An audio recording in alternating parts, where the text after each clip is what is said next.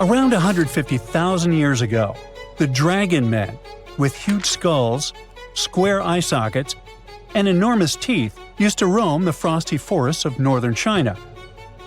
They didn't get their name after fire-breathing monsters, though, but after a river where construction workers accidentally found the first skull in 1933. The skull that came from the river mud was large and nearly complete, with an elongated cranium and a heavy brow bone. It must have looked so crazy that the worker who found it decided to hide it for years in an abandoned well. Before passing away in 2018, he told his grandchildren about his secret find, and they rushed to the well. Scientists got their hands on the skull only in 2021. They noticed an odd mishmash of features: a squat and wide skull, like in ancient hominins, a tooth with 3 roots that you'd rarely see today, and at the same time, delicate cheekbones, which are common now. To identify the find, a team of scientists studied 95 old skulls, jawbones, and teeth from different ancient human groups. They carefully examined over 600 details on these fossils to understand how these ancient humans were related. Then, they used a super-powerful computer to create billions of family trees showing how these groups evolved over time. The goal was to find the simplest path of evolution, which most scientists think is the most likely way things happened. After all the calculations, the tree showed that the Dragon Man skull belonged to a new branch of ancient humans, and it turned out to be very closely related to modern human mammals. Researchers found out that the skull belonged to a man who lived at least 146,000 years ago in East Asia. Back then, modern humans, or Homo sapiens, lived alongside other human-like relatives, like the Neanderthals and Denisovans. The discovery of the Dragon Man, or Homo longi, as they also call him, could rewrite the story of human evolution. It might be closer to modern humans than even the Neanderthals. We just had no idea what his face looked like until now. A scientist from Brazil created a 3D digital model of Dragon Man's face based on his skull. Since some parts of the skull were missing, he used a complete skull from another ancient human, Homo erectus, to fill in the gaps. He then used special scans from modern humans and chimpanzees to figure out how the skin and muscles would fit on the skull. To make the model look more realistic and lifelike, the scientist also added hair and colors to bring Dragon Man to life. The final model showed that Dragon Man had the biggest head of any ancient human ever found, nearly 26 inches around. That means his skull was as big as a gorilla's, or even a lion's. Scientists believe that his generous size may have helped him survive the freezing cold winters of Harbin, where they found the skull, and where temperatures still drop to only 3 degrees today. Now, not all scientists agree that Dragon Man is a completely new species or where it belongs in the human family tree. Some experts think the skull's unique features might just be because of its size, rather than proof that it's a distinct species. People from the same species can look different based on their age, gender, where they lived, and how old the fossil is. Some scientists compare it to another skull found in China, which is considered part of another already well-studied species. Then there's the mystery of the Denisovans, an ancient human group that lived in Asia for thousands of years but left very few fossils behind.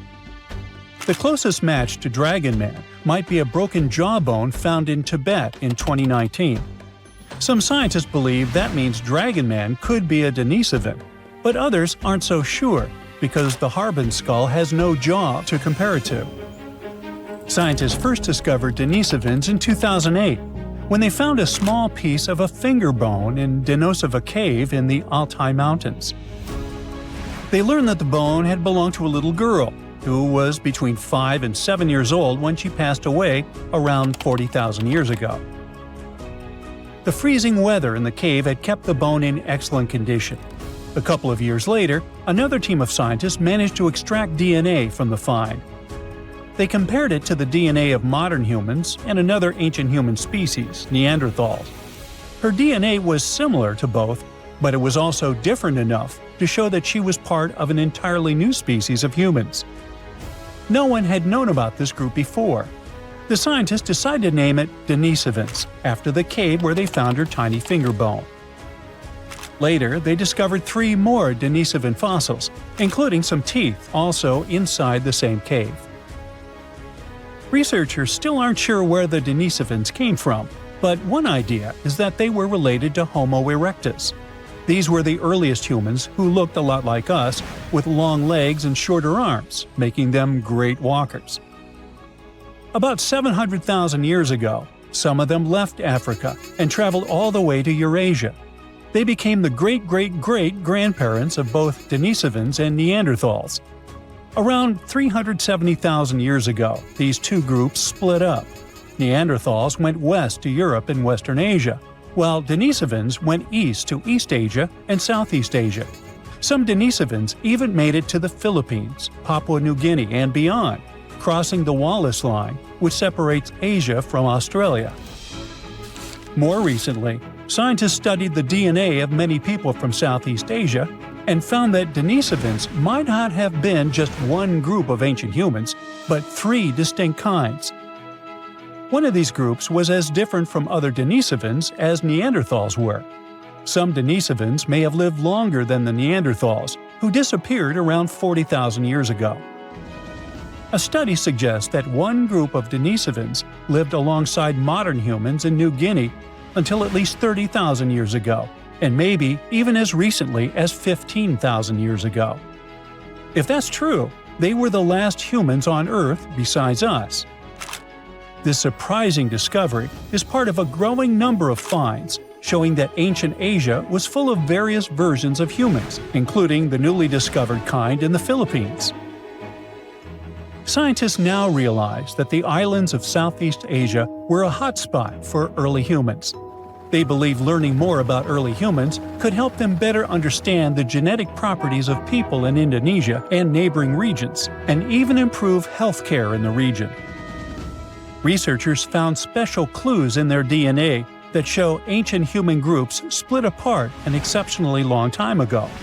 When Homo sapiens traveled from Africa, they formed families with other early humans and passed small pieces of those ancient relatives' DNA down through the generations. Scientists still don't know for sure why Denisovans and Neanderthals disappeared while Homo sapiens survived. One plausible reason is that Neanderthals and Denisovans lived in small, close-knit groups, which may have caused health problems over time. Our ancient ancestors lived in big groups with more genetic variety, which helped them stay healthier and adapt to changes. Another big advantage was that Homo sapiens had strong social networks. They shared innovative ideas, tools, and survival skills. In the end, Denisovans couldn't handle the tremendous changes happening on Earth and slowly disappeared. A beam of electric light pierces the darkness over the calm waters of the Atlantic Ocean.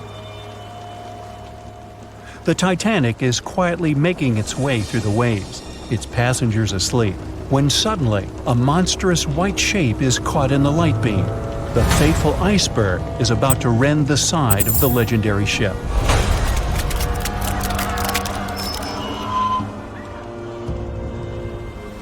April 14, 1912. Only 2 days before someone will take a photo of a giant iceberg with a pretty unusual elliptical shape.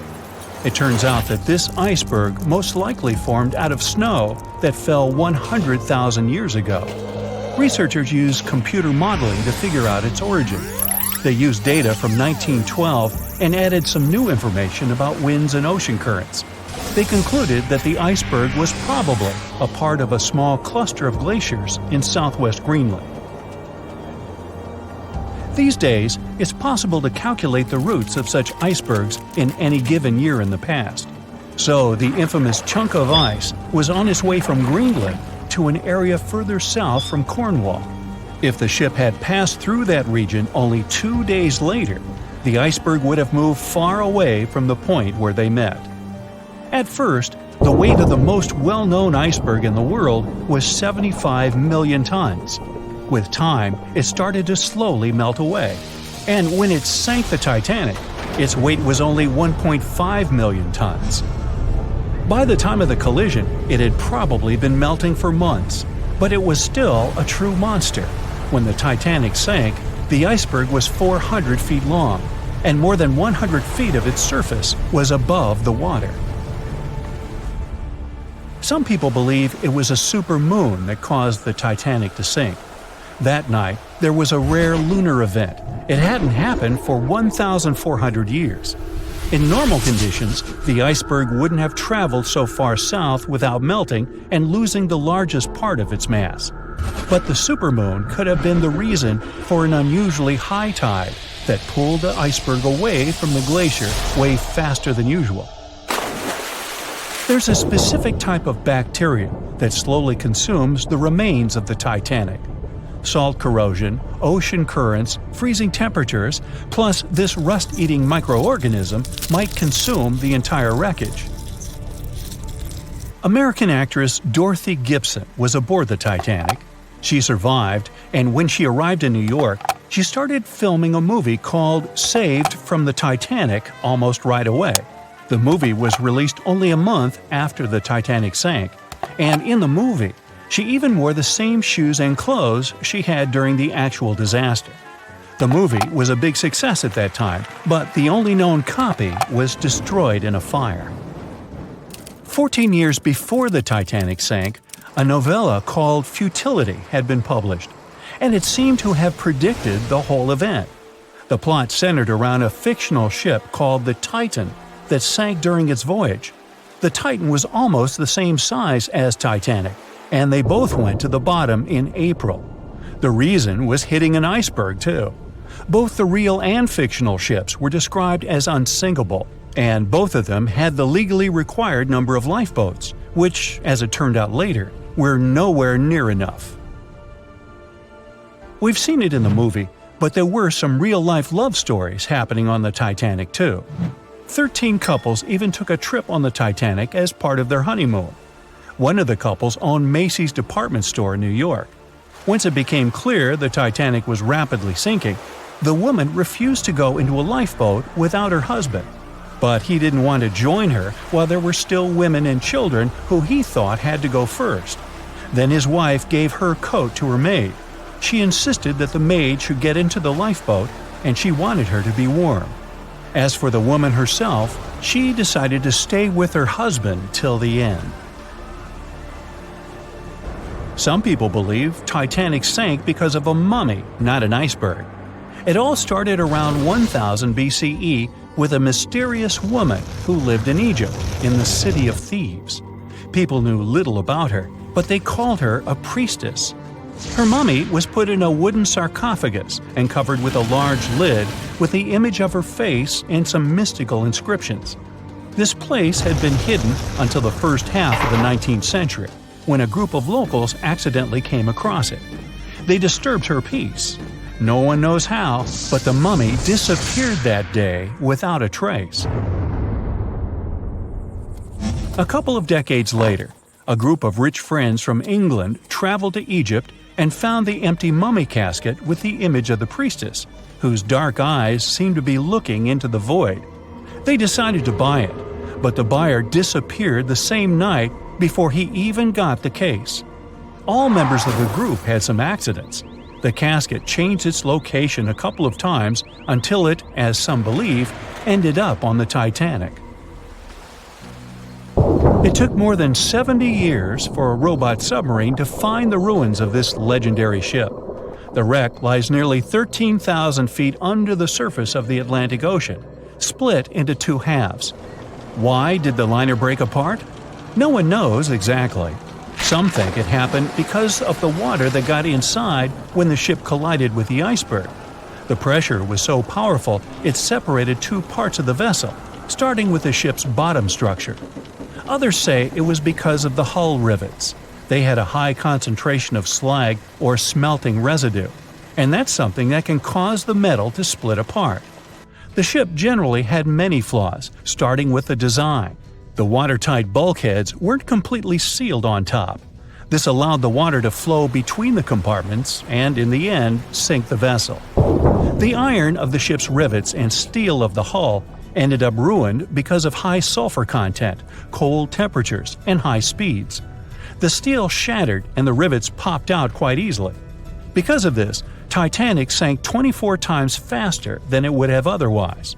If the ship had hit the iceberg head-on instead of ramming it with its side, it would have probably stayed afloat. How come the crew members didn't have binoculars? It would have surely helped them spot the iceberg on time and maybe even avoid the disaster. But the binoculars on the Titanic were locked in a storage cabinet. Only one crew member had the key, and he had been transferred off the ship right before it set sail. He later said he hadn't remembered to hand over the key. But even without the binoculars, the ship might have had some time to change course and avoid the collision if the crew had gotten some warning.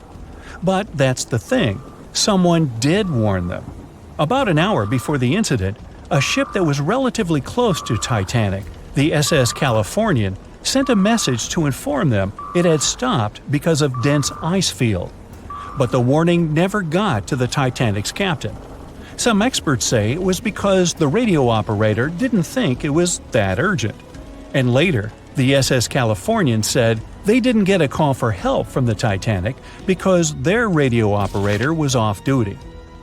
Some say the crew on the Titanic couldn't spot the iceberg on time because of an optical illusion. Atmospheric conditions that night probably caused super refraction, which could have camouflaged the berg. After all, no one actually saw the iceberg until it was too close to the ship to somehow avoid the crash. Not even a whole minute passed between the moment they saw the iceberg and the collision. It was only 37 seconds, and it took Titanic 2 hours and 40 minutes to disappear below the ocean's waves.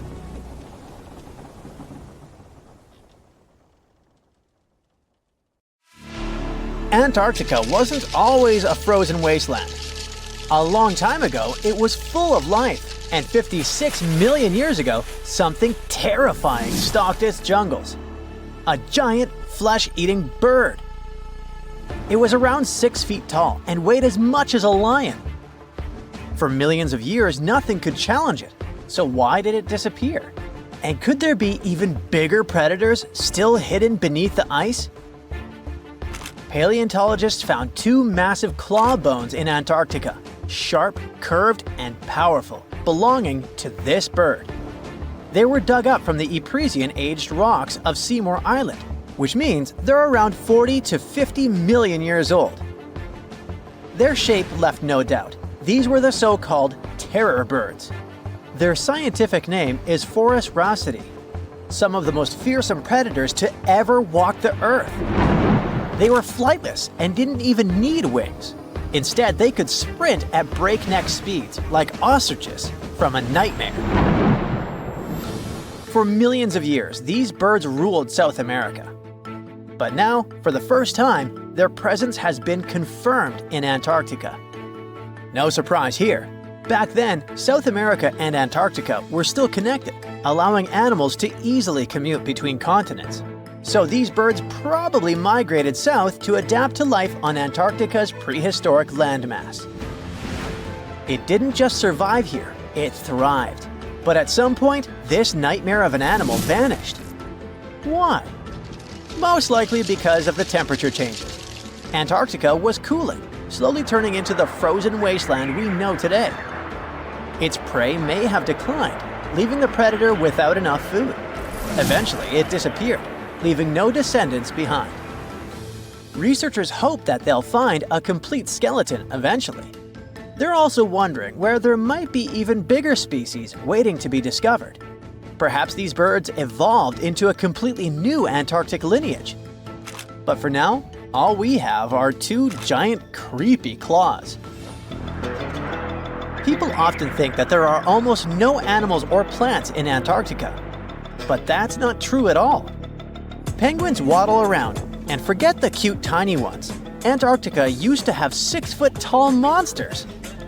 The emperor penguins are the largest penguin species alive today. They can dive over 1,800 feet deep and hold their breath for over 20 minutes. There were giant ancient penguins around 38 million years ago.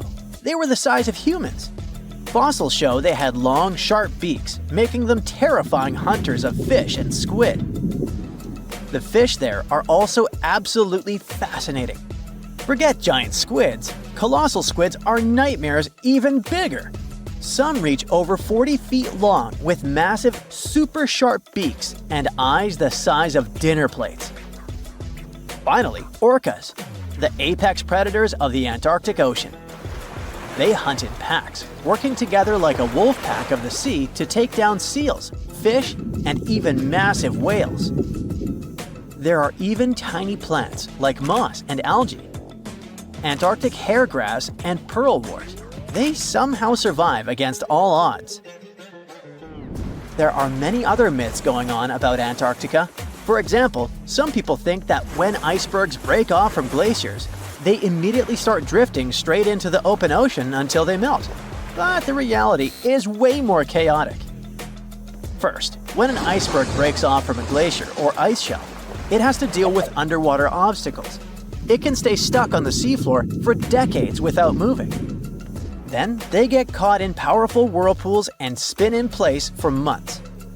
One iceberg, a 23A, spent nearly 40 years frozen in place before finally breaking free, only to get caught in a swirling ocean vortex for another 8 months. After that, their paths are influenced by ocean currents, tides, winds, and even underwater topography.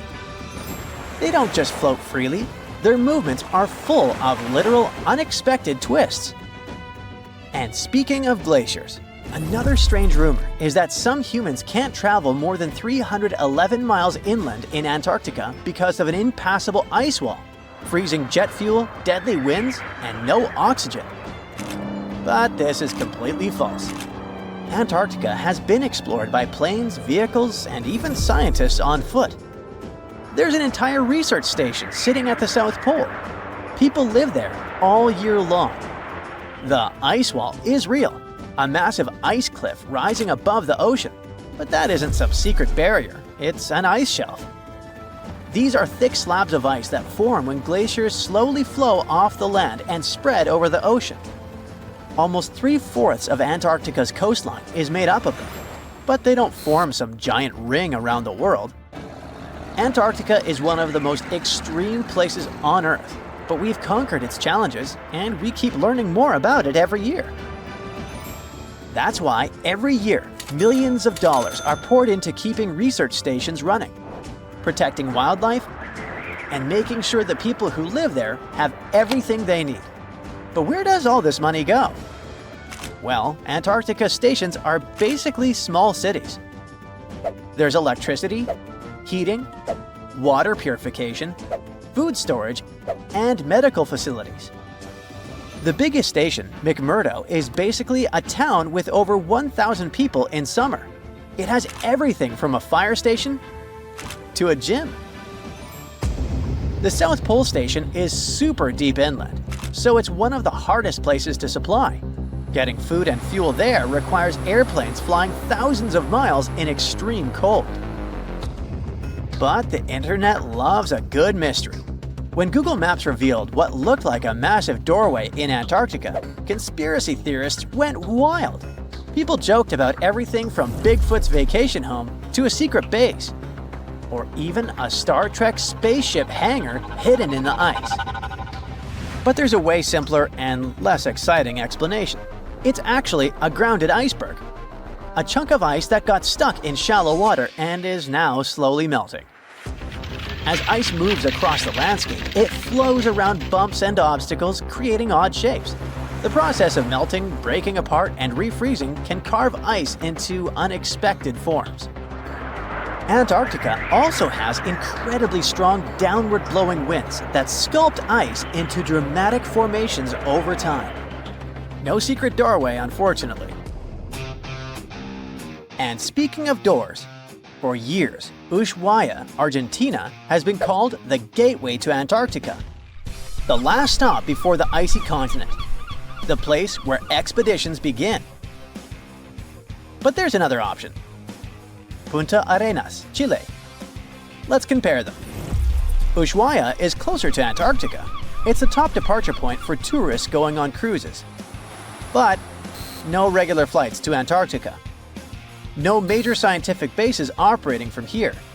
It's basically controlled by the military, which refuses to allow private flights, only commercially operated ships. Yes, Punta Arenas is further from Antarctica, but 22 countries and global organizations use it as their main base. There are regular flights to Antarctica happening there every year. Private airlines can actually operate here, making it the real air connection to Antarctica. Ushuaia may have the best location physically, but Punta Arenas actually runs the show. Argentina made a huge error in picking its Antarctic airbase. Instead of setting up a simple, accessible base at sea level, they built Marambio Base, very high on rough terrain, completely impossible to reach by land. Everything has to be flown in by helicopter, making operations slow, expensive, and frustrating. For 50 years, Argentina stubbornly stuck to this bad decision, while Chile set up efficient, well-planned bases that the world now uses. If things don't change, Ushuaia will be nothing more than a tourist stop. But what's terrifying is that Antarctica seems to be returning to its past. It's supposed to be the coldest place on Earth, but something shocking happened just recently. For the first time in recorded history, temperatures in Antarctica broke 68 degrees Fahrenheit. This continent is buried under miles of ice. Usually, temperatures there can drop to minus 112 degrees. But in the winter of 2020, scientists recorded an insane 69 degrees on Seymour Island, hotter than many places in Europe at that time. Scientists believe there are several reasons for that. First, there are changes in the way heat moves around the planet's waters. Second, melting permafrost due to the planet warming. It looks like the climate is changing faster than expected. Discovering hidden places on our planet is extremely exciting. Today, I'm taking you on a trip that you aren't going to forget anytime soon. But suit up, this is about to get very cold. You hop on a plane and land on the ice-covered island of Greenland. An unbelievable view of the Aurora Borealis, aka the Northern Lights, is greeting you. You can't believe your eyes. Your guide tells you how rare this phenomenon is. Usually, people spend days trying to hunt it down. You feel lucky and take your time to appreciate these beautiful dancing greenish lights. You're glad you brought your camera along, aren't you? Between clicks, you learn that the Aurora Borealis is the result of some rather rough events. This spectacular light show occurs when energy particles from the sun slam into Earth's upper atmosphere. On day 2, you continue to explore the place by air. This may not come as a surprise, but Greenland is one of the world's largest islands. This time, on board a helicopter, you can see the infinite icy landscape. In case you're curious, you're now flying over 656,000 square miles of thick ice. Oh, what's that down there? It looks like a family of polar bears. You don't want to get too close, of course. The conditions in Greenland might be too tough for people to live there, but some animal species do very well in this land of ice. Those are reindeer, wolves, and Arctic foxes. On your way to Greenland, you probably made a pit stop in Copenhagen. Denmark is one of the few countries that have commercial flights to Greenland. You didn't know this before, but you find out that the island is actually part of the Kingdom of Denmark. On a map, it's right between the Arctic and Atlantic Oceans. You're lucky to have a local pilot that tells you about the secrets hidden in this scenery. Under this 2-mile thick white surface, there's an entirely different world. A world filled with canyons, meteor-carved craters, and millennia-old plant fossils. You are beyond excited to go visit one of these spots, but of course, you'll have to use your imagination, as all of it is hidden under ice. Believe it or not, nearly 80% of the island's surface is covered with it. The first stop on your tour is Greenland's Grand Canyon. You land not far from it, somewhere in the northern part of the island. You may know that canyons are deep, narrow valleys with steep sides, but I bet you didn't know that the word canyon actually comes from the Spanish word cañón, which means tube or pipe. Now, this Grand Canyon has some similarities with the one in the US. First of all, in size. It's at least 460 miles long and up to 2,600 feet deep in some places. There's a true subglacial valley down there, and if you're wondering how this happened, well, the canyon had probably been formed by a river that had been flowing through Greenland before the ice took over. Oh yeah, Greenland hasn't always been covered with ice. It was once green, no pun intended. Many other icy places on Earth, such as Antarctica, were once covered in greenery. Scientists have figured out that in the past, Greenland was mostly ice-free. With the help of airborne radar, they made amazing discoveries. By the way, ice is invisible to radar technology. If you have trouble believing it, try putting an ice cube inside your microwave. It won't melt or heat up. A recent discovery of fossilized plants allowed researchers to estimate that Greenland used to be much warmer than they could imagine. 2021 research conducted by the University of Vermont found fossils of twigs and leaves, which left researchers very confused. They expected to discover sand and rocks in the deepest layer of ice, but instead, they found some clear proof of rich flora. Judging by what you've seen of the landscape, it's hard to believe that forests were once growing here. Today, you'll find some tundra vegetation on the coastal part of the island, and that's pretty much it. But according to the genetic material found in these fossilized plants, researchers believe the island used to be much greener. It's very likely that there were insect-filled forests with butterflies and beetles flying around, and the average temperature on the island varied from 50 degrees Fahrenheit in the summer to 1 degrees Fahrenheit in the winter. NASA's Operation Ice Bridge has flown over Greenland more than 100 times. This has allowed researchers to create 3D maps of the island and figure out the age of each layer of ice in Greenland's ice sheet.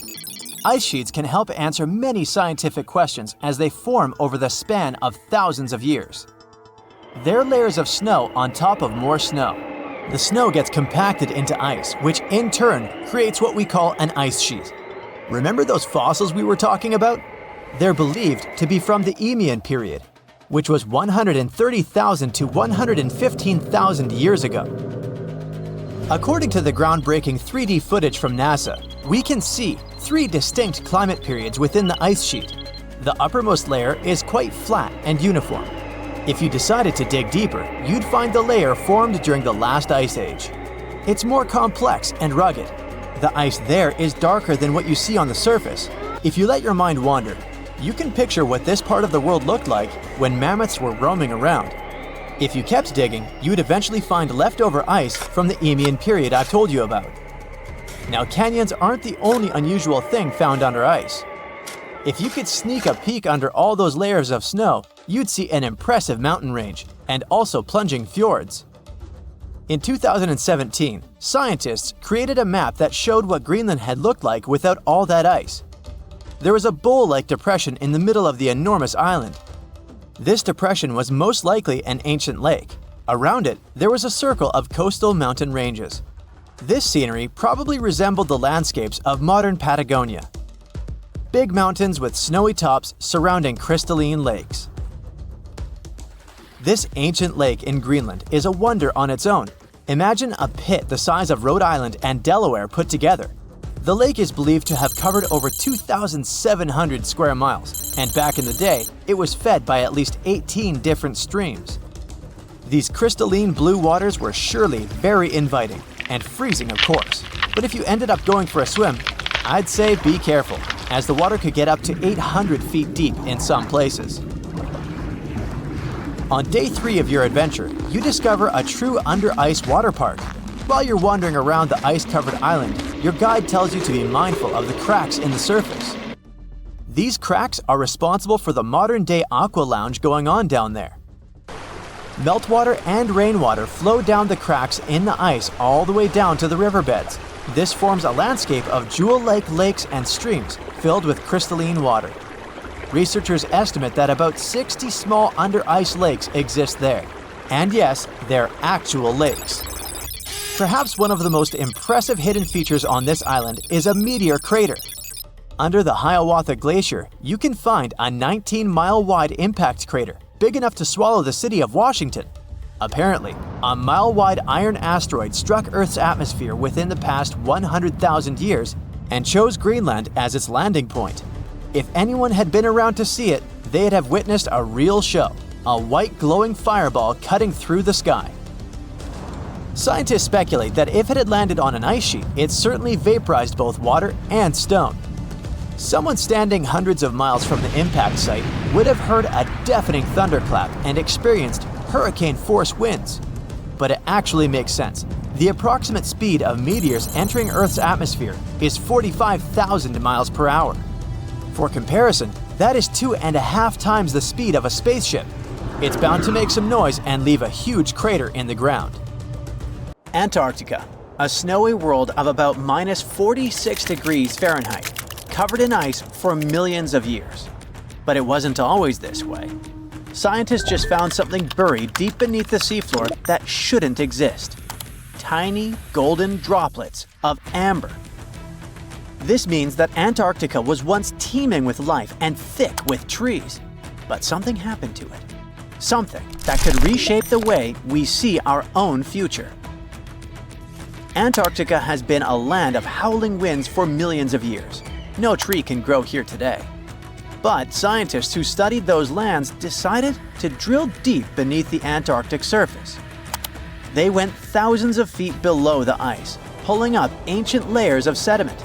And there, trapped in time, they found tiny pieces of golden amber. Amber is basically fossilized tree resin. It's found all over the world, often with perfectly preserved pieces of ancient life. Insects trapped mid-flight, pollen frozen in time.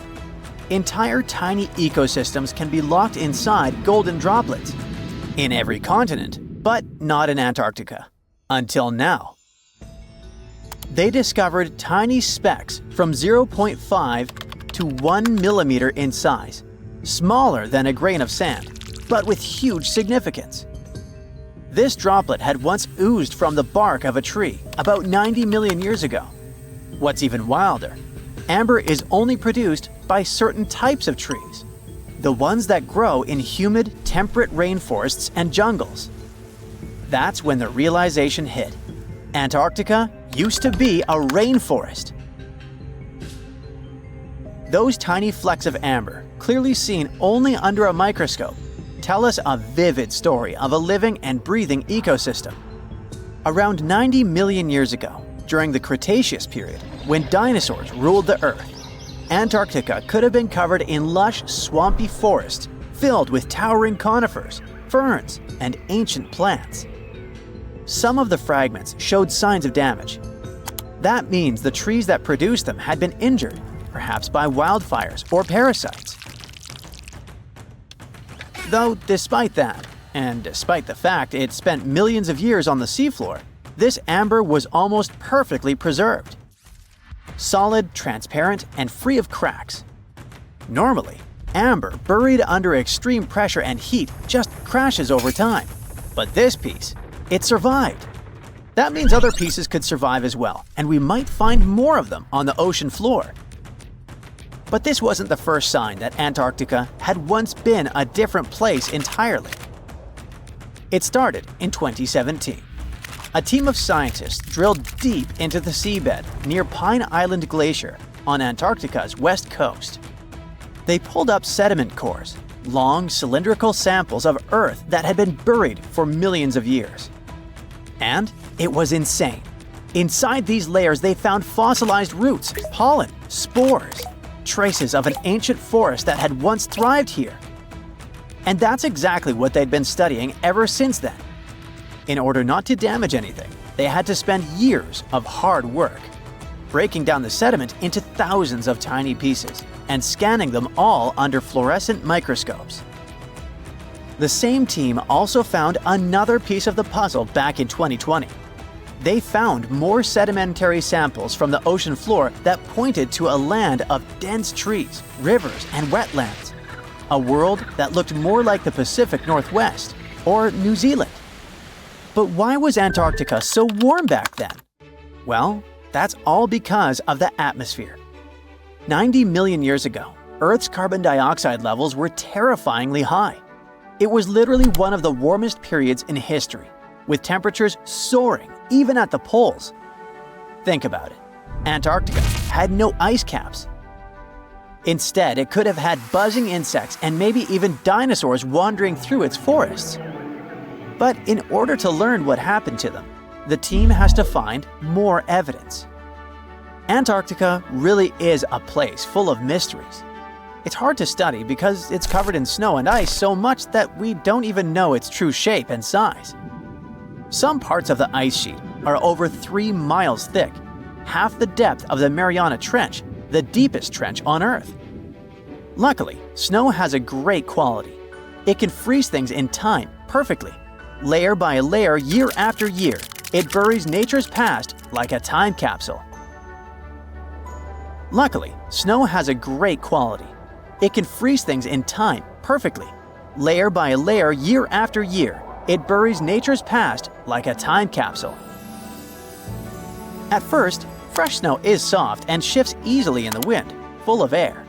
But as more snow piles on top, it compresses, squeezing out the air pockets and hardening into dense ice. This freezing pressure locks everything inside. It traps ancient plants, animals, and even entire landscapes. And they literally get frozen in time, because the extreme cold slows down decay. It stops bacteria growth, preventing rot, and keeping things almost perfectly intact for thousands, sometimes even millions of years. That's exactly what's going on in Antarctica. Scientists have to literally scan it all the way down this snow in order to find what this place looked like millions of years ago. What they found is an entire lost world buried under miles of ice. It was beneath the thickest ice of East Antarctica, near the Aurora and Schmidt subglacial basins. The weight of the ice has been so immense for so long that it actually protected the land from erosion. Scientists call it the ghost of Antarctica's landscape, and it's nothing like the smooth, flat wasteland seen from above. They found rivers that once flowed freely, now frozen in place, valleys carved by water, even 3 massive, sharply peaked hills. But what are they? To understand that, we need to go even further back in time, to the era when Antarctica was still part of a lost supercontinent. Hundreds of millions of years ago, the land we now call Antarctica was part of Gondwana, an enormous supercontinent that included South America, Africa, India, Australia, and Antarctica all fused together. But as Earth's tectonic plates slowly drifted apart, Gondwana broke into pieces. Antarctica was ripped apart, its land stretched and fractured. The massive ice sheets that formed later covered these broken land masses, preserving them like frozen fossils.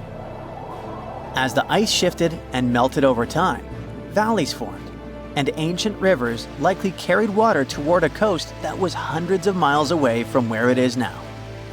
But that's not the only thing Antarctica has hidden. If you stripped away the ice, you wouldn't see a smooth, empty continent. You'd see a super dramatic landscape, towering mountains, deep valleys, even fiery volcanoes. In West Antarctica, at least 138 volcanoes are buried under the ice. One of them, Mount Erebus, is still active. And inside, it has warm volcanic caves where you could walk in a t-shirt. Oh, and if it wasn't weird enough, Erebus is also spewing out gold. Yep, the actual tiny specks of gold from deep within the Earth. Scientists believe this happens because magma, the superheated semi-molten rock beneath the Earth's surface, carries liquid gold with it as it rises. Every single day, Erebus releases about 0.2 pounds of it. That's worth around $6,000 per day. In a year, that adds up to 64 pounds, or more than $2 million, floating into the sky. Unfortunately, before we grab shovels, we gotta remember that those are just microscopic particles. They're often smaller than 60 micrometers, thinner than a human hair. Not even mentioning that they're scattered around up to 620 miles away from the volcano itself. Finding them is nearly impossible. But that just shows that even in such a harsh place that looks just like a white desert, there are still many fascinating mysteries to discover. For example, somehow, life still clings there. In 2017, scientists drilled deep beneath the ice of the Ross Ice Shelf looking for water, but they found something fantastic instead. A river hidden beneath 1,640 feet of ice, running through the dark. And inside it, hundreds of tiny shrimp-like creatures. They swarmed around the camera, blocking the lens, welcoming the scientists. In deep caves beneath the ice, DNA evidence has also shown traces of moss, algae, and possibly even unknown tiny animals. So, turns out, even in one of the harshest places on Earth, life finds a way. And who knows what else we'll discover in the South Pole? The Loch Ness Monster is actually not from Scotland. Turns out, this real-life creature lived in the freezing waters of Antarctica about 70 million years ago. In 2019, researchers discovered fossils of a huge, prehistoric marine reptile that looked a lot like what people described as Nessie. This beast was terrifying, measuring up to 36 feet long with a massive giraffe-like neck. It also weighed around 15 tons, which is about the size of 3 elephants. Next up on our list of huge animals is a penguin. I know penguins aren't exactly what you'd call big, but scientists have just found what they think might be the biggest penguin ever, the Kumimamu fordyce. It's believed that these giant birds were hanging around New Zealand about 55 million years ago, and they were huge, weighing over 330 pounds. That's about 5 times the size of the emperor penguins, which are considered the largest penguins alive today. Now, let's move on from massive creatures to something much smaller. Meet B. manfredschmidti, a great ape that lived around 12 million years ago in what is now Germany. This creature is very special, as it's the tiniest great ape ever discovered. And when I say tiny, I really mean it. These ancient animals only weighed about 22 pounds. They were basically no bigger than a super chunky cat. If you think small creatures aren't scary, wait until you meet the electric blue tarantula. This newly discovered species from Thailand's mangroves has an almost otherworldly electric blue color. Its vibrant hue doesn't come from pigment, it is actually caused by the unique structure of its hair, which reflects blue light, making it look like an extraterrestrial being. We're going even further now, diving into the freezing pitch-black depths. At around 2,000 feet deep in the Andaman Sea, scientists found a new species of ghost shark, which they named Chimera supape. Their appearance is straight out of a horror movie. They have sleek, pale bodies, frills that look like feathers, and large, creepy eyes. These ghost sharks aren't actually sharks, but they are related, having diverged from their cousins about 400 million years ago. The good news is they're not too scary since they're only a bit bigger than a shoebox. Just when you think we can't find stranger creatures, we come across this ancient amphibian from Brazil. Scientifically known as K. rosae. This newly discovered giant crocodile-like creature lived during the Triassic period, over 240 million years ago. At nearly 10 feet long, it had a powerful jaw, resembling the modern-day alligator. This beast was definitely a survivor since it adapted to the most severe conditions ever seen on the planet. Last year, scientists were tracking the dense Amazon rainforest at night when they found some quirky orange spiders that looked like they were wearing black boots. The team soon discovered it was a new type of giant crab spider. And no, they don't look like crabs at all. They only got their name because, while perched on plants, these spiders spread their legs out to the sides, just like crabs. Do you know that some new species are named after celebrities? Hollywood icon Harrison Ford now has his very own snake, for example. Discovered in Peru, T. Harrison Fordy honors the actor famous for his role as Indiana Jones, an archaeologist with a notorious fear of snakes. Unlike the film's menacing serpents, this new snake species is quite modest in size, measuring about 16 inches long. We also have the Rampholion princei, a small new species of pygmy chameleon from Tanzania that was named after US rapper and poet Prince Iya. He received this honor because of his work raising awareness about global environmental issues. Another celebrity namesake is DiCaprio's snail-eating snake, which hangs out in the shrubs of Panama's forests. This S. irmelindi caprioi is about 15 inches long and spends its nights on palm fronds looking for snails and slugs. Its round eyes look like glowing coals that can be a bit scary, but overall, the creature is super chill. Even when it feels threatened, it doesn't bite. It just coils up around its head and gives off a really bad smell. Now something a bit more sinister. Meet Venomius tomhardii. Does that name ring a bell? Exactly. This new species of spider was named after Tom Hardy's portrayal of the infamous Marvel character Venom. And all because the black spots on the spider's abdomen reminded researchers of the famous anti-hero. Most spiders of this species were found in Australia at night, sitting in their elaborate webs in forested areas near the coast. When disturbed, these creepy crawlers often hide in silk-lined hollows in tree branches. We've also got something for the Lord of the Rings fans. In the vast and warm waters of the Amazon River, scientists have just discovered a new species of pacu. This fish is a relative of the terrifying piranha, with a plant-based diet and human-like teeth. It was named Myloplus sauron because of a bold vertical black mark on its side, which reminded researchers of the fiery eye symbol of the villain Sauron from Tolkien's epic saga. Wait, is that a tanned capybara or a wild dog? Well, actually, it's neither. This is a newly discovered dwarf deer. This tiny creature, about the size of a basset hound, scurries through the forests of Peru. The combo of large eyes, stocky body, and short legs makes this animal simply adorable.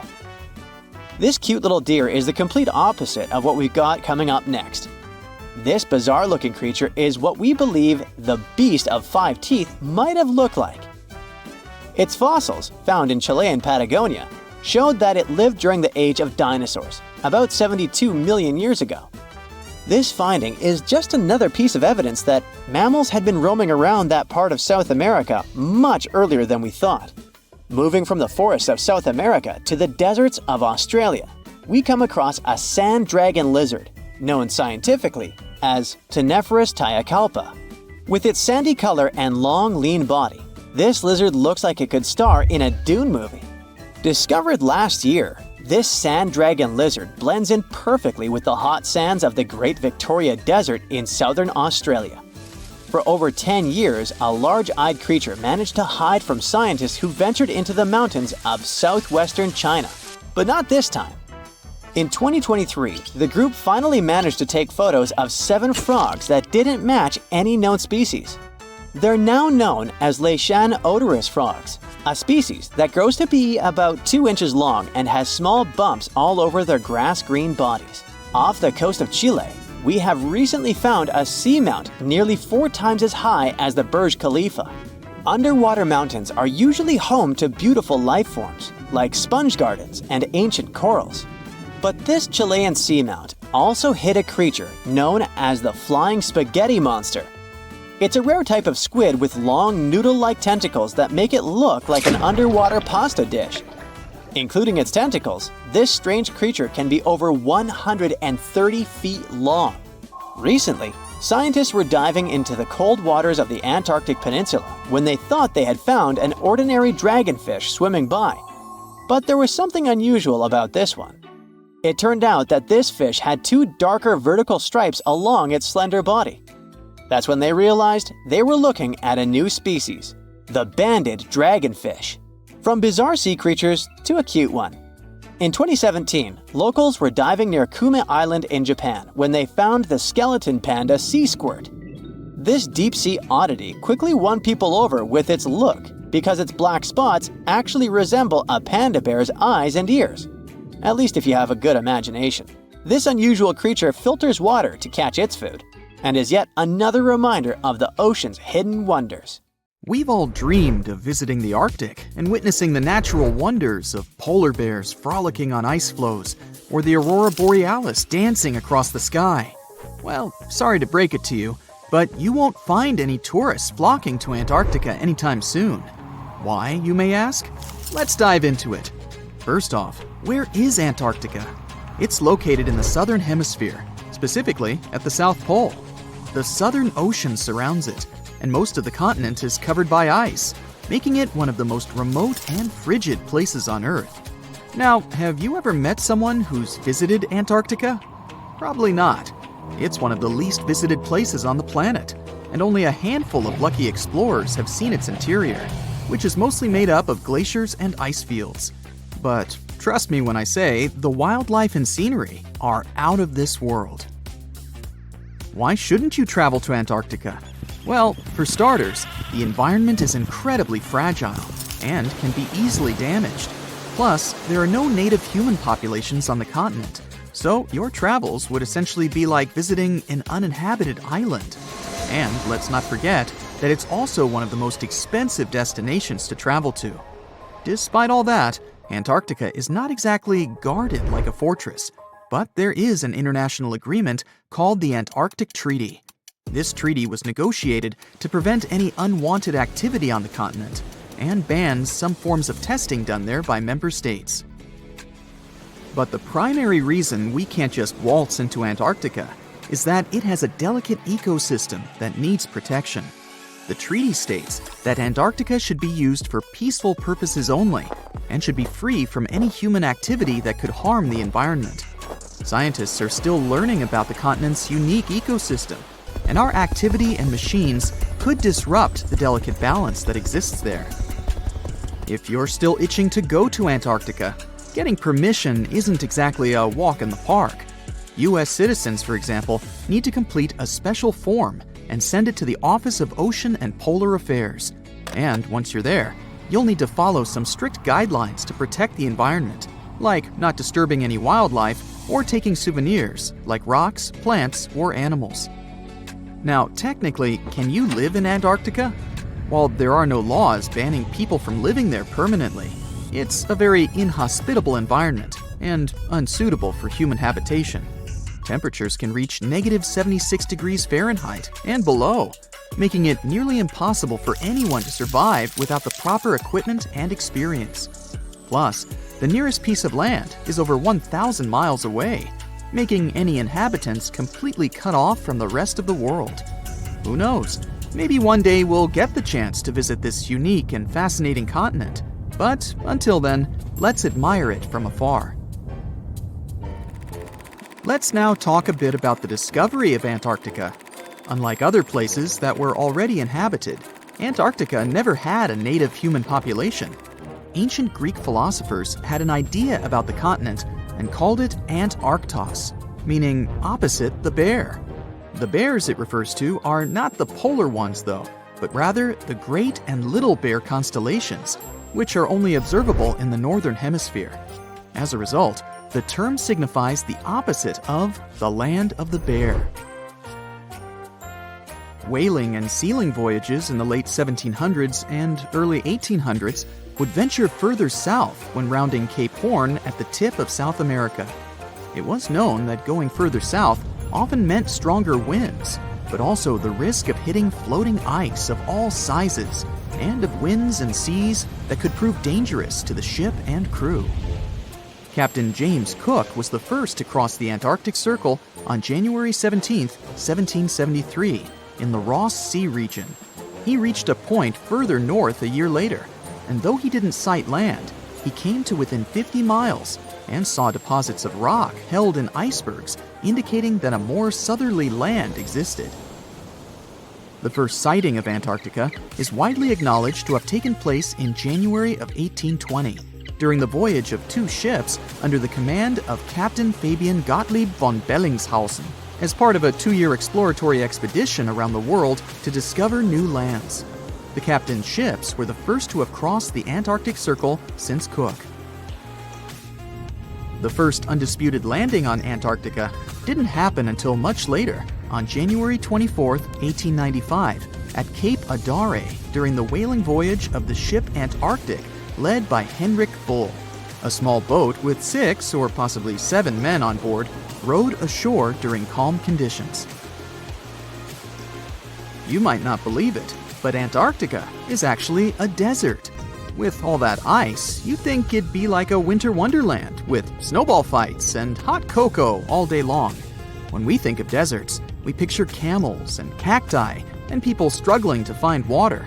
But in Antarctica, it's a whole different story. The struggle isn't to find water, it's to find anything that's not covered in ice. And the average rainfall has been just over 0.4 inches in the past 30 years. That's like a few drops of rain compared to what we're used to.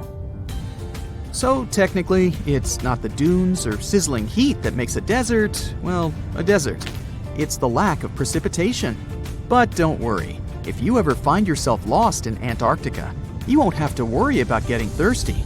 Just make sure you bring a jacket and some mittens, because it's cold enough to make you into a popsicle. Not only is Antarctica one of the driest places on Earth, but it's also the coldest, the windiest, and the highest. Talk about overachieving.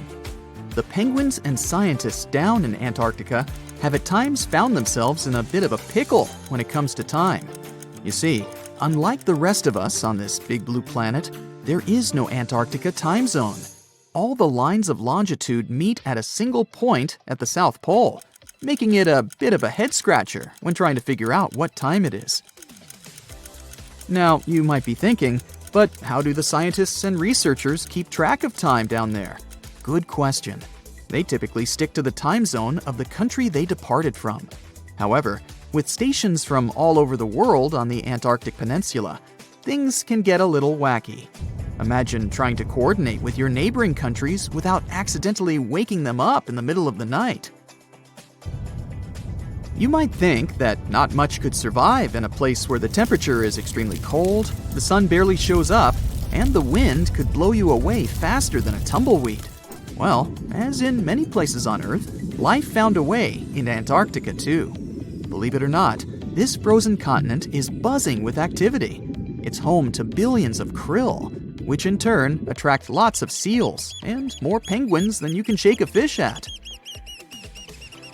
But don't let their cute and cuddly appearance fool you. Penguins are the ultimate swimmers, with streamlined bodies that would make Olympic medal winners jealous. They come ashore to breed and chill, but their real talent is stealing pebbles from each other and forming mathematically precise huddles to stay warm. Antarctica is also home to the largest species of penguin on Earth. It's called the emperor penguin. Sure, these creatures are flightless birds, but that doesn't mean they can't jump. In fact, some of them can leap up to 120 inches. And let's not forget about the seals. With their furry bodies and special songs, these marine mammals are protected by the Antarctic Treaty, and they're thriving in the cool waters of the Southern Ocean too. But the real stars of the show are the whales. During the Antarctic summer, these huge creatures show up in droves to chow down on the abundant krill. It's indeed like a whale buffet down there. In 2011, scientists from Chile found a weird-looking fossil in Antarctica that looked like a squashed football. Almost 10 years later, the rock just sat on a shelf in Chile's National Museum of Natural History with no specific label. It went by The Thing in the museum because it looked like something from a science fiction movie. When the scientists finally got their hands on the strange fossil, it turned out it was actually a giant softshell egg from around 66 million years ago. This one is more than 11 inches long and 7 inches wide. A regular chicken egg is just 2.5 inches long, and an ostrich egg is almost 6 inches long for comparison. So, The Thing won the title of the biggest softshell egg ever found and the second largest egg of any animal we know of. The only bigger egg that was ever found was that of the extinct Madagascan elephant bird, which is also 1.5 times as tall as Michael Jordan. The bird, not the egg. The Antarctic egg is also special because it's the first fossil ever found in this part of the world. So, whoever left it there must have been one big creature, probably a giant sea turtle that lived long ago, like a mosasaur. This is surprising because most scientists thought these creatures didn't even lay eggs. So this discovery could change what we know about them. The egg is also unique because it has a thin eggshell and no pores, which is totally different from most dinosaur eggs. It actually looks more like the eggs of lizards and snakes. but it came from a giant creature related to these animals.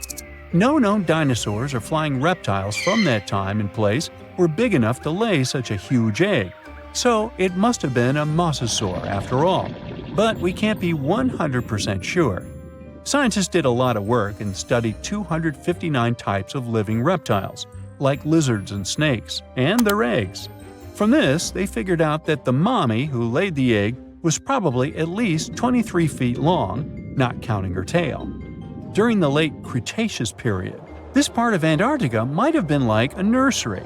Paleontologists have found bones of tiny mosasaurs and plesiosaurs in the same area, along with bones from the grown-up ones.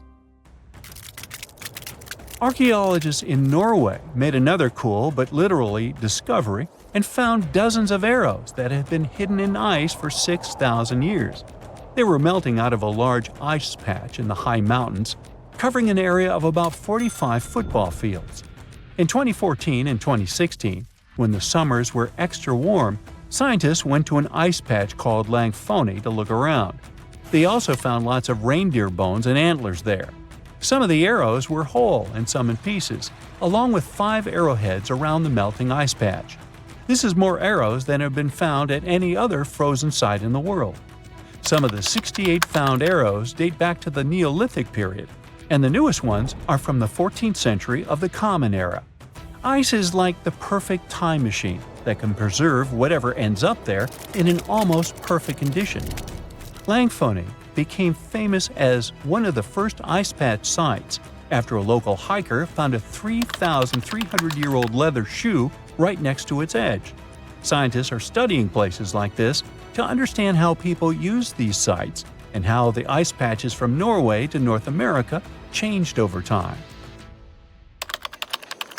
Now, once upon a time, around 32,000 years ago, to be exact, a squirrel buried some seeds near a river in Siberia. Am I the only one getting the Ice Age vibes? Anyway, these seeds belong to a plant with cute white flowers. Thousands of years later, a group of scientists found these seeds buried deep in the frozen ground, about as far down as a 12-story building is tall. The seeds were surrounded by ice and bones of animals, like mammoths, bison, and woolly rhinoceroses. The mature seeds had been damaged, maybe by some squirrel, but some of the younger seeds still had good plant parts inside them. The scientists carefully took those out and put them in small containers to help them grow. And here comes the coolest part. They were able to grow the plants. Their flowers were shaped a little differently from the flowers of the same plant that grows today. After a year, the Ice Age plant even made new seeds. Based on this, the scientists suggested that permafrost could be a depository for an ancient gene pool, and we could find extinct species there and bring them back to life. Scientists on an icebreaker in Antarctica were looking for whales but found something way more unusual. The camera behind the ship, which is as heavy as a car, detected 16 million icefish nests on the floor of the Weddell Sea. The nests were located about every 10 inches in all directions and covered an area of 93 square miles, which is slightly bigger than the whole of Washington, D.C. The colony even had a distinct border, which was a line in the sand. The scientists were in the area because they were studying a special spot in the ocean where the water was a little warmer than the water around it. In this warmer water, they found tiny animals called zooplankton near the top.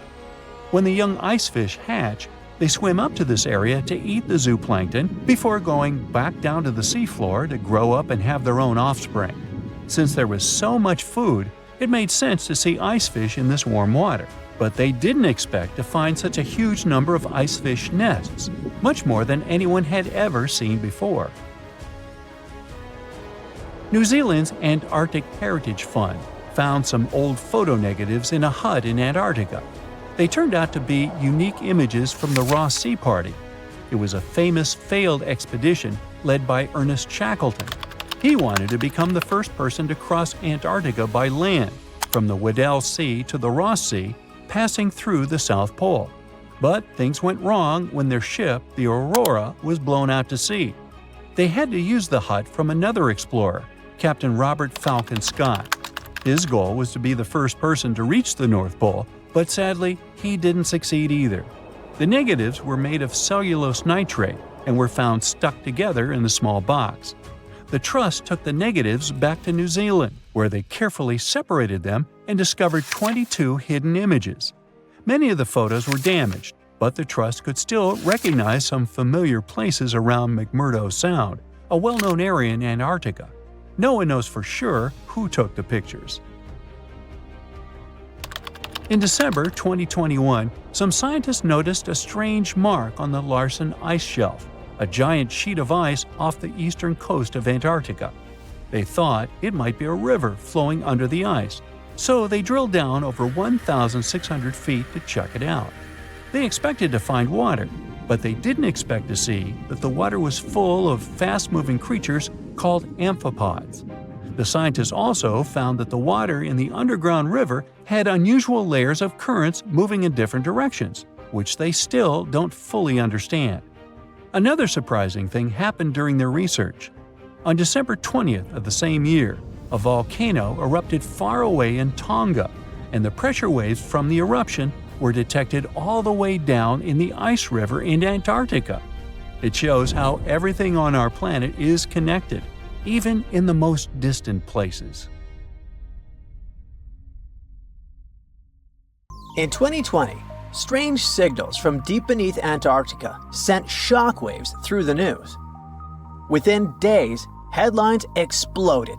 NASA had found a parallel universe where time runs in reverse. But what really happened? And what did scientists actually detect? Well, this story is a case of madness, misunderstood experiments, and the human need to believe in mystery. Even today, every few months, someone reposts a headline screaming that NASA found a parallel universe in Antarctica. A universe where time flows backwards, and people believe it. But no, NASA didn't find a mirror world under the South Pole, or some sort of a backwards reality where people age in reverse or speak in rewound sentences. They did find something curious, though. Here's what actually went down. Scientists were flying a strange-looking instrument over Antarctica called ANITA, short for Antarctic Impulsive Transient Antenna. ANITA is a machine that floats over Antarctica, basically a giant balloon with antennas. It listens for tiny space particles called neutrinos. Neutrinos are super small and ghost-like. They have almost no weight and go through stuff like it's not even there, even entire planets. Usually, these neutrinos come from space and rain on Earth from above. Most neutrinos, the common low-energy ones, just fly right through the Earth like it's air. They're like tiny bugs flying through a chain-link fence. There are some very high-energy neutrinos, though. They're super rare and they interact a bit more often with matter, and they can get blocked. If high-energy neutrinos hit something dense enough, like the rock and metal inside Earth, they might finally bump into a particle and get absorbed. That's more like fast tennis balls that hit the fence once in a while. Low-energy neutrinos, which are everywhere and pretty harmless, are pretty undetectable. But these high-energy guys are exactly what ANITA can detect. When they slam into ice, they send some radio waves that are easy to listen to. This faint radio signal is called the Askaryan effect. And yep, that's exactly why ANITA is flying over Antarctica. That's because the ice is pure, dry, and quiet. It's perfect for catching those rare signals. So, what did ANITA detect? It detected something rising up from below the ice, like a high-energy neutrino coming from the Earth. What? Okay, let's think logically. Maybe it started somewhere in the north, traveled all the way through the Earth, and popped out the other side. Still, that's super weird. That's not supposed to happen. Neutrinos with that much energy should have been stopped inside the planet. Like we said, get absorbed. So, scientists caught a little bit of a brain bug. That shouldn't be possible with our current physics, unless something we don't understand is going on. And when you're faced with something bizarre, you explore all options, even the wildest ones. The nightmare began. A group of researchers published a paper suggesting that this strange signal might make sense in a CPT symmetric universe. CPT stands for charge, parity, and time. These are basically three ways to flip the universe. Charge means swap all particles to their opposites. For example, swap electrons, the guys with the negative charge, with positrons, their antimatter twins with the positive charge. Parity means mirror the universe, literally like looking at it through the mirror. Left becomes right and right becomes left. And time, of course, means run time backward, like rewinding a video.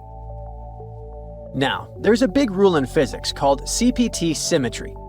It says that if you change all three of those things at once, the laws of physics should still work the same. This is kind of insane, but if you took the entire universe and swapped matter with antimatter, mirrored it, and reversed time, it would still follow the same physics.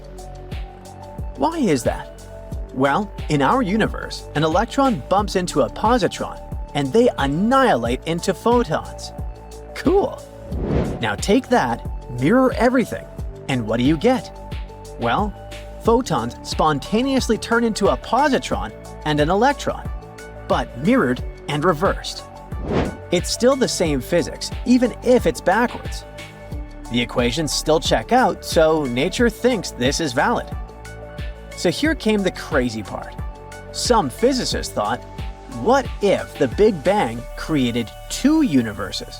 One is ours, made of normal matter going forward in time. The other is a mirror twin, made of antimatter, going backward in time from our perspective. This doesn't mean that someone in the other universe feels time going backward. To them, time flows forward, just like it does for us. But from our point of view, they're moving from our future toward our past. And vice versa. To them, we're weirdos who move backwards. And if both universes are exact CPT mirror images of each other, that would mean same physics, same rules, just symmetrical. Same rules, just symmetrical. This isn't some crazy sci-fi theory, even if it sounds like it. It helps explain weird physics mysteries. For example, why there's so much matter in our universe but not much antimatter, even though they were supposed to be created in equal proportions.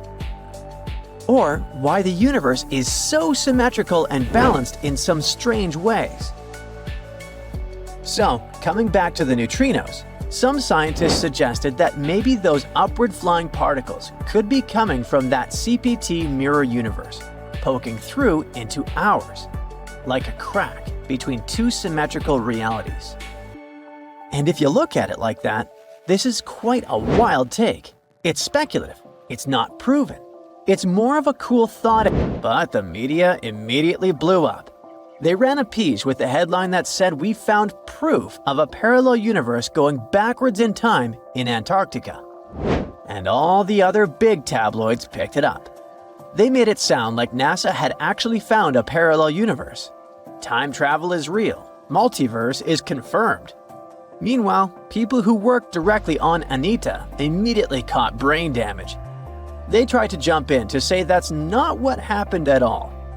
They explained that the signals were unusual, yes, but there were plenty of normal explanations that didn't require rewriting the laws of physics. It could even be just an experimental error.